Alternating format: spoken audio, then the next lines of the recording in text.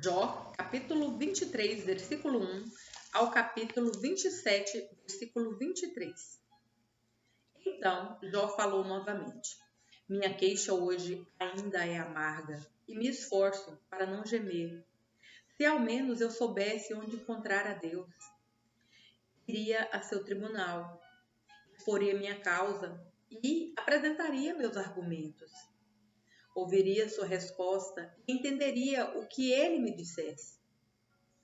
Acaso ele usaria seu grande poder para discutir comigo? Não, ele me ouviria com imparcialidade.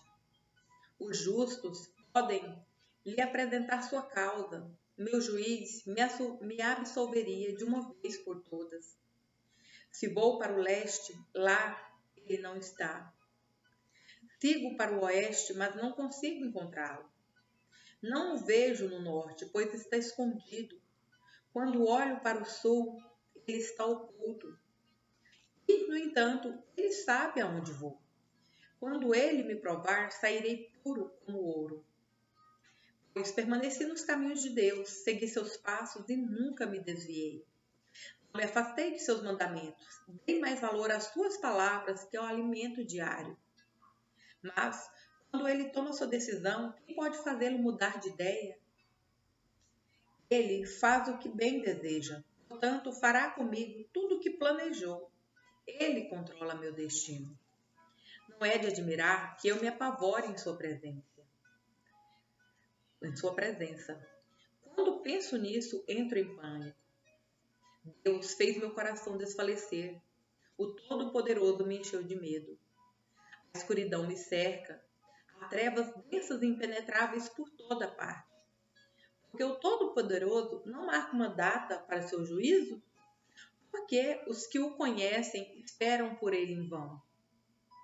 Os perversos mudam os marcos das divisas, roubam rebanhos e os trazem para seus pastos. Levam o jumento que pertence ao órfão e exigem o boi da viúva como penhor. Os pobres são empurrados para fora do caminho e os necessitados se escondem para se proteger. Como jumentos selvagens nas regiões áridas, passam todo o tempo em busca de comida. Até no deserto procuram alimento para os filhos. Fazem a colheita de um campo que não semearam e recolhem as uvas nas videiras dos perversos. Passam a noite nus e com frio, pois não têm roupas nem cobertas, encharcados pela chuva das montanhas. Enchem-se junto às rochas, encolhem-se junto às rochas por falta de abrigo. Os perversos arrancam o filho da viúva do seio dela. Tomam o bebê como garantia por um empréstimo. Os pobres andam nus por faltas de roupas. Colhem alimento para outros enquanto passam fome. Espremem azeitonas para obter azeite, mas não podem prová-lo. Pisam uvas para fazer vinho, enquanto passam sede. Os gemidos dos que estão para morrer sobem da cidade, e os feridos clamam por socorro. Mas Deus não faz caso de seus lamentos. Os perversos se revoltam contra a luz. Não reconhecem os caminhos dela, nem permanecem em suas estradas. O assassino se levanta bem cedo para matar os pobres e os necessitados. À noite, ele se torna ladrão. O adúltero espera o cair da noite, pois pensa, ninguém me verá. Esconde o rosto para ninguém o reconhecer. Os bandidos arrombam casas à noite e dormem durante o dia. Não estão acostumados com a luz. A noite escura é sua manhã. Aliam-se aos terrores da escuridão. Mas, como espuma no rio, desaparecem. Tudo o que possuem é amaldiçoado. Temem entrar nas próprias videiras. A sepultura consome os pecadores, como a seca e o calor consome a neve. Sua própria mãe se esquecerá deles. Para os vermes terão um sabor doce, ninguém se lembrará deles. Os perversos serão abandonados como árvores. Enganam a mulher que não tem filhos para defendê-la. Não socorrem a viúva necessitada. Deus, em seu poder, leva embora os ricos. Ainda que prosperem, não tem garantia de que viverão. Talvez lhes seja permitido ficar em segurança, mas Deus os vigia sem cessar. Ainda que sejam importantes agora, depressa desaparecerão, como todos os outros, cortados como espigas de cereal. Acaso alguém pode afirmar o contrário? Quem pode provar que estou errado? Então, Beldade de Suar respondeu: Deus é poderoso e temível. Ele impõe a paz nos céus. Quem pode contar seu exército celestial? Acaso sua luz não brilha sobre toda a terra? Pode algum mortal ser inocente perante Deus? Pode alguém nascido de mulher ser puro? Deus é mais glorioso que a lua, brilha mais que as estrelas. Comparados a ele, somos larvas. Nós, mortais, não passamos de vermes. Então, Jó falou novamente. Grande ajuda você deu aos indefesos. Belo socorro prestou aos fracos. Como esclareceu minha ignorância? Sábio conselho ofereceu. De onde tirou todas essas palavras de sabedoria? Quem é o Espírito que fala por seu intermédio? Temem os mortos, aqueles que vivem debaixo das águas. O lugar dos mortos está diante de Deus. O lugar da destruição está descoberto. Deus estende o céu do norte sobre o vazio, suspende a terra sobre o nada, envolve a chuva com densas nuvens, e elas não se rompem com o peso da água.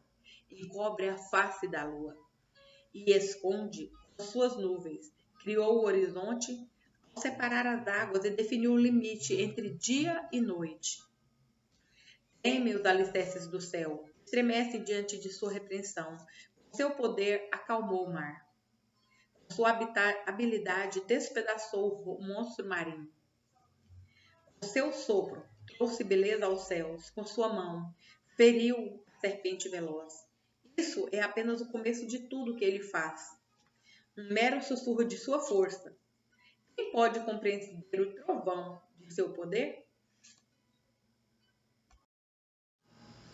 Jó continuou a falar.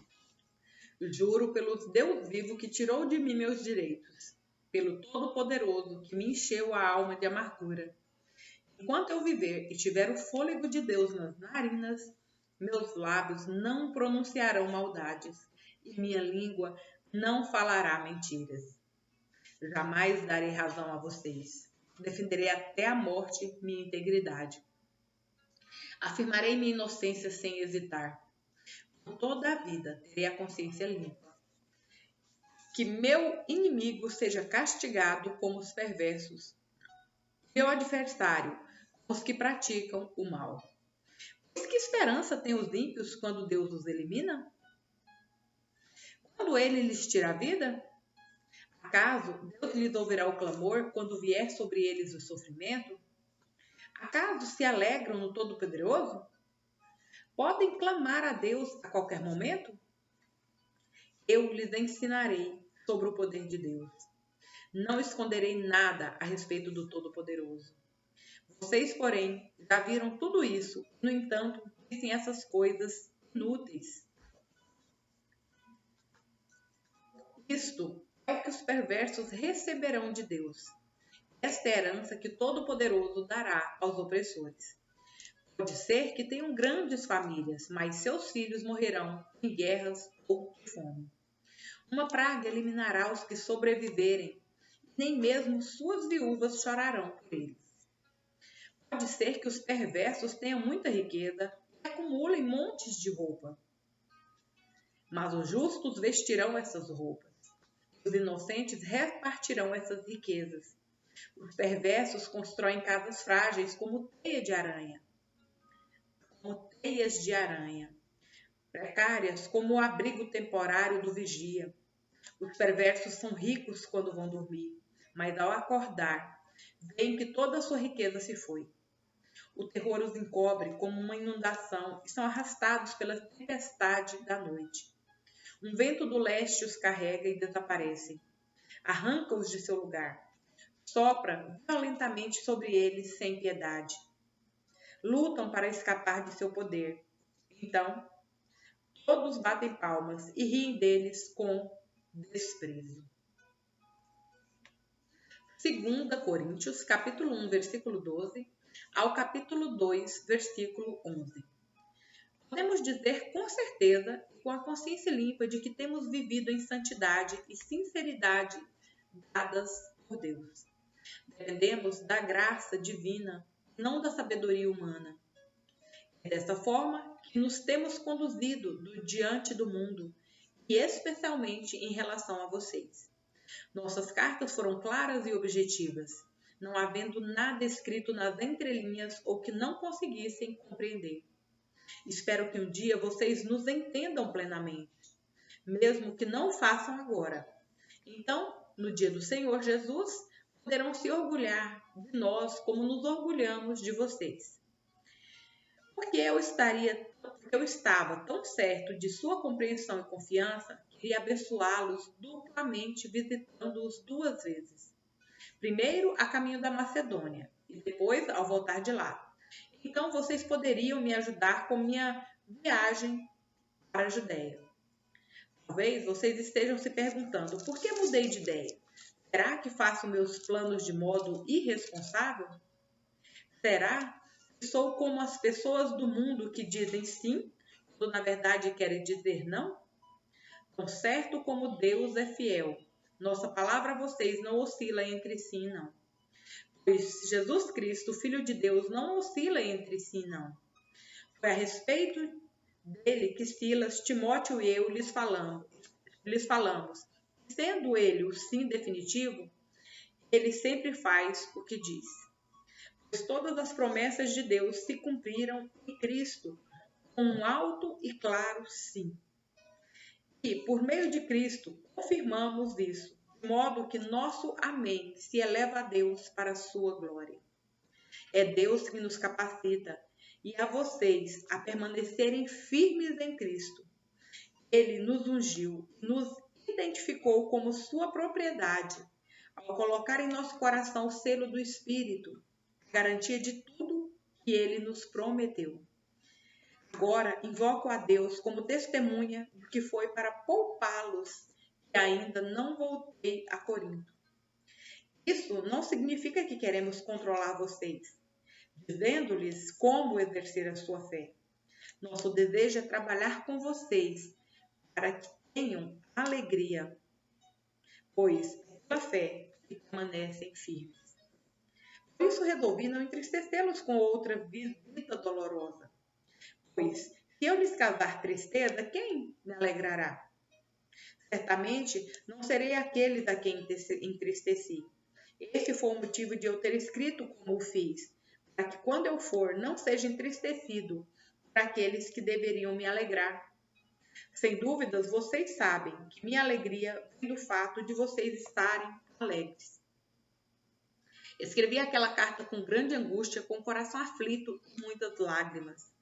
Minha intenção não era entristecê-los, mas mostrar-lhes quanto amo vocês.